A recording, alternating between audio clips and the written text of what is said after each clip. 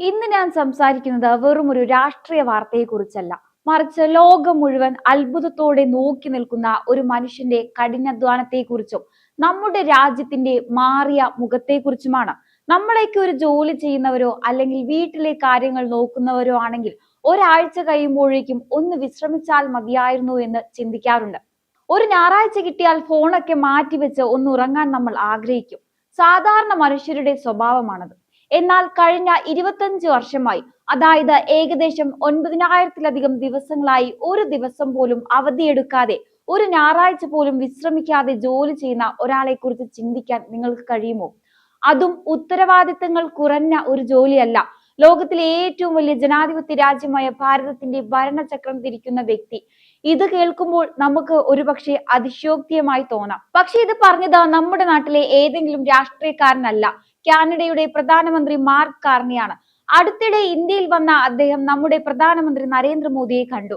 ആ കൂടിക്കാഴ്ചയ്ക്ക് ശേഷം അദ്ദേഹം ലോകത്തോട് വിളിച്ചു പറഞ്ഞ കാര്യങ്ങൾ കേട്ടാൽ ഏതൊരു ഭാരതീയനും ഒന്ന് ഞെട്ടും. ഈ വിശേഷങ്ങളാണ് നമ്മൾ ഇന്ന് വിശദമായി നോക്കാൻ പോകുന്നത്. സിഡ്നിയിലെ ലോവി ഇൻസ്റ്റിറ്റ്യൂട്ടിൽ വെച്ച് നടന്ന ഒരു സെമിനാറിലായിരുന്നു മാർക്ക് കാർണിയുടെ ഈ വെളിപ്പെടുത്തൽ. അദ്ദേഹം മോദിയെ വിശേഷിപ്പിച്ചത് അതുല്യനായ വ്യക്തി എന്നാണ്. എന്തുകൊണ്ടാണ് അദ്ദേഹം അങ്ങനെ പറഞ്ഞതെന്ന് അറിയണ്ടേ? കാർണി പറയുന്നത് ശ്രദ്ധിക്കൂ. മോദി ഗുജറാത്ത് മുഖ്യമന്ത്രിയായ കാലം മുതൽ ഇന്ന് വരെ ഒരു ദിവസം പോലും അദ്ദേഹം അവധി എടുത്തിട്ടില്ല. എല്ലാവരും ക്രിസ്മസും ഓണവും വിഷുവും ഒക്കെ ആഘോഷിക്കുമ്പോൾ അദ്ദേഹം എവിടെയായിരിക്കും? കാർണി പറയുന്നത് മോദി ഓരോ വാരാന്ത്യങ്ങളിലും ഇന്ത്യയുടെ ഏതെങ്കിലും ഒരു ഉൾനാടൻ ഗ്രാമത്തിലോ നഗരത്തിലോ ആയിരിക്കുമെന്നാണ്. അവിടെ അദ്ദേഹം ജനങ്ങളെ നേരിൽ കാണുന്നു, വലിയ റാലികളെ അഭിസംബോധന ചെയ്യുന്നു. കാർണി പ്രത്യേകം എടുത്തു പറഞ്ഞ ഒരു കണക്കുണ്ട്. ഓരോ റാലിയിലും 2 ലക്ഷത്തിലധികം ആളുകളാണ് മോദിയെ കേൾക്കാൻ വരുന്നത്. ഒരു വിദേശ പ്രധാനമന്ത്രിയെ സംബന്ധിച്ചിടത്തോളം ഇത് ചിന്തിക്കാൻ പോലും പറ്റാത്ത കാര്യമാണ്. കാരണം വിദേശ രാജ്യങ്ങളിലൊക്കെ ഭരണാധികാരികൾ കൃത്യമായി അവധിയെടുക്കാറുണ്ട്. എന്നാൽ 70 വയസ്സിന് മുകളിൽ പ്രായമുള്ള ഒരാൾ ഇത്രയും ഊർജത്തോടെ കഴിഞ്ഞ 25 വർഷമായി വിശ്രമമില്ലാതെ ഓടിക്കൊണ്ടിരിക്കുന്നു എന്ന് കേട്ടപ്പോൾ കാർണി സത്യത്തിൽ അത്ഭുതപ്പെട്ടു പോയി. ആ വ്യക്തി തികച്ചും വ്യത്യസ്തനാണെന്ന് അദ്ദേഹം ആവർത്തിച്ചു പറഞ്ഞു. അടുത്തതായി മാർക്ക് കാർണി സംസാരിച്ചത് ഇന്ത്യയിലെ ഡിജിറ്റൽ വിപ്ലവത്തെ കുറിച്ചാണ്. നമ്മൾ ഇന്ന് കടകളിൽ പോകുമ്പോൾ ഫോൺ എടുത്ത് പൈസ കൊടുക്കുന്ന UPI സംവിധാനമുണ്ടല്ലോ, അതിനെക്കുറിച്ച് അദ്ദേഹം വളരെ വാചാലനായി. അദ്ദേഹം ഒരു സാമ്പത്തിക വിദഗ്ധൻ കൂടിയാണ്. അതുകൊണ്ട് തന്നെ ഇതിന്റെ ആഴം അദ്ദേഹത്തിന് നന്നായി അറിയാം. കാനഡ പോലെയുള്ള വലിയ രാജ്യങ്ങളിൽ പോലും ഇത്രയും ലളിതമായ ഒരു പണമിടപാട് രീതി ഇത്ര വലിയ വിജയമായിട്ടില്ല. ഗ്രാമങ്ങളിലെ സാധാരണക്കാർക്ക് പോലും ഈ സാങ്കേതിക വിദ്യ എത്തിച്ചു കൊടുത്തതിൽ മോദി കാണിച്ച താല്പര്യത്തെ കാർണി പുകഴ്ത്തി.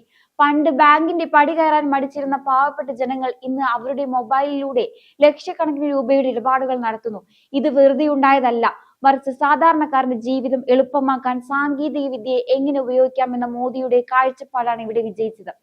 വികസനം എന്നത് വൻ നഗരങ്ങളിൽ മാത്രം ഒതുങ്ങേണ്ടതല്ലെന്നും അത് ഗ്രാമങ്ങളിലെ പാവപ്പെട്ടവരിലേക്ക് എത്തണമെന്നും മോദി നിർബന്ധം പിടിച്ചു. ഇതിനെയാണ് കാർണി വിപ്ലവകരമായ മാറ്റം എന്ന് വിളിച്ചത്. ലോകരാജ്യങ്ങൾ ഇന്ന് ഇന്ത്യയെ നോക്കി പഠിക്കുന്നത് ഇത്തരം കാര്യങ്ങളാണെന്നും അദ്ദേഹം കൂട്ടിച്ചേർത്തു. ഇനി നമുക്ക് ഏറ്റവും പ്രധാനപ്പെട്ട കാര്യത്തിലേക്ക് വരാം. എന്തുകൊണ്ടാണ് മാർക്ക് കാർണിയുടെ ഈ പുകഴ്ത്തൽ ഇത്ര വലിയ ചർച്ചയാകുന്നത്? നിങ്ങൾക്കറിയാം, മുൻപ് പ്രധാനമന്ത്രിയായിരുന്ന ജസ്റ്റിൻ ട്രൂഡോയുടെ കാലത്ത് ഇന്ത്യയും കാനഡയും തമ്മിൽ വലിയ വഴക്കിലായിരുന്നു. പല പ്രശ്നങ്ങളും കാരണം സംസാരം പോലും നിലച്ച അവസ്ഥയിലായിരുന്നു. എന്നാൽ മാർക്ക് കാർണി അധികാരത്തിൽ വന്നതോടെ ഇന്ത്യയുമായുള്ള പിണക്കം മാറ്റാൻ അദ്ദേഹം നേരിട്ട് മുന്നോട്ട് വന്നു. ഈ സന്ദർശനത്തിൽ ഇന്ത്യയുടെ വൈദ്യുതി ആവശ്യങ്ങൾക്കായി കാനഡയിൽ നിന്ന് യുറേനിയം എത്തിക്കാനുള്ള വലിയൊരു കരാറിലാണ് ഇരു രാജ്യങ്ങളും ഒപ്പുവെച്ചത്. ഇന്ത്യയുടെ ഊർജ്ജ സുരക്ഷയ്ക്ക് ഇത് വലിയൊരു കരുത്താകും. കൂടാതെ പ്രതിരോധ മേഖലയിലും വലിയ സഹകരണത്തിന് 2 രാജ്യങ്ങളും തയ്യാറായി കഴിഞ്ഞു. കാനഡയിലുള്ള ലക്ഷക്കണക്കിന് ഇന്ത്യൻ പ്രവാസികൾക്കും വിദ്യാർത്ഥികൾക്കും ഈ പുതിയ ചങ്ങാത്തം വലിയൊരു അനുഗ്രഹം തന്നെയാണ്. വിസ പ്രശ്നങ്ങളും മറ്റും ഇനി മാറുമെന്ന് നമുക്ക് കരുതാം. ഇന്ത്യയുടെ വളർച്ചയെയും മോദിയുടെ ശക്തമായ നേതൃത്വത്തെയും തള്ളിക്കളയാൻ കാനഡയ്ക്ക് കഴിയില്ല എന്ന തിരിച്ചറിവാണ് കാർണിയുടെ ഈ വാക്കുകളിലൂടെ പുറത്തു വരുന്നത്. മോദി എന്ന നേതാവിന്റെ അർപ്പണബോധത്തെ ലോകം ആദരവോടെയാണ് കാണുന്നത്. 25 വർഷം ഒരു ദിവസം പോലും വിശ്രമമില്ലാതെ തന്റെ രാജ്യത്തിന് വേണ്ടി ഒഴിഞ്ഞുവെച്ച് എന്ന് കേൾക്കുമ്പോൾ ആ രാഷ്ട്രീയത്തോട് നമുക്ക് യോജിപ്പുണ്ടെങ്കിലും ഇല്ലെങ്കിലും ആ മനുഷ്യന്റെ കഠിനാധ്വാനത്തെ നമുക്ക് ബഹുമാനിക്കാതിരിക്കാൻ കഴിയില്ല. ലോകരാജ്യങ്ങൾക്കിടയിൽ ഭാരതം ഇന്ന് തലയുയർത്തി നിൽക്കുന്നത് ഇത്തരം കഠിനമായ പ്രയത്നങ്ങൾ കൊണ്ട് തന്നെയാണ്. മാർക്ക് കാർണിയുടെ സന്ദർശനത്തിൽ ഒപ്പുവെച്ച യുറേനിയം കരാറിനെ കുറിച്ച് നമ്മൾ കുറച്ചുകൂടി ഗൗരവമായി അറിയണം. എന്തുകൊണ്ടാണ് ഇത് ഇത്ര വലിയ കാര്യമാകുന്നത്? ഇന്ത്യയുടെ ആണവ നിലയങ്ങൾ പ്രവർത്തിക്കാൻ ആവശ്യമായ പ്രധാന ഇന്ധനമാണ് യുറേനിയം. ഇത് കാനഡയിൽ നിന്ന് വൻതോതിൽ ലഭിക്കുന്നതോടെ നമ്മുടെ രാജ്യത്തെ വൈദ്യുതി ഉൽപാദനം വർദ്ധിക്കും. കറണ്ട് കട്ടുകളും വോൾട്ടേജ് പ്രശ്നങ്ങളും കുറയാൻ ഇത് കാരണമാകും. ജസ്റ്റിൻ ട്രൂഡോയുടെ കാലത്ത് ഇന്ത്യയും കാനഡയും തമ്മിലുള്ള അകൽച്ചയാണ് ഇപ്പോൾ ഇല്ലാതാകുന്നത്. ഒരു സാമ്പത്തിക വിദഗ്ധൻ കൂടിയായ കാർണിക്ക് അറിയാം, ലോകത്തിലെ ഏറ്റവും വലിയ വിപണിയായ ഇന്ത്യയെ മാറ്റി നിർത്തിയാൽ കാനഡയുടെ സമ്പദ് വ്യവസ്ഥയെ അത് ബാധിക്കുമെന്ന്. അതുകൊണ്ടാണ് അദ്ദേഹം മോദിയുടെ പ്രവർത്തന ശൈലിയെ ഇത്രയധികം പ്രശംസിച്ചത്. അപ്പോൾ സുഹൃത്തുക്കളെ, ഈ വീഡിയോയുടെ അവസാന ഭാഗത്തേക്ക് എത്തുമ്പോൾ നമ്മൾ ചിന്തിക്കേണ്ട ഒരു കാര്യമുണ്ട്. എന്തുകൊണ്ടാണ് ലോകത്തിലെ കരുത്തരായ രാജ്യങ്ങൾ ഇന്ന് ഇന്ത്യയെ ഇത്രയധികം ബഹുമാനിക്കുന്നത്? പണ്ട് നമ്മൾ വിദേശ രാജ്യങ്ങളിൽ നിന്ന് സഹായം പ്രതീക്ഷിച്ചു നിന്നിരുന്ന ഒരു കാലമുണ്ടായിരുന്നു.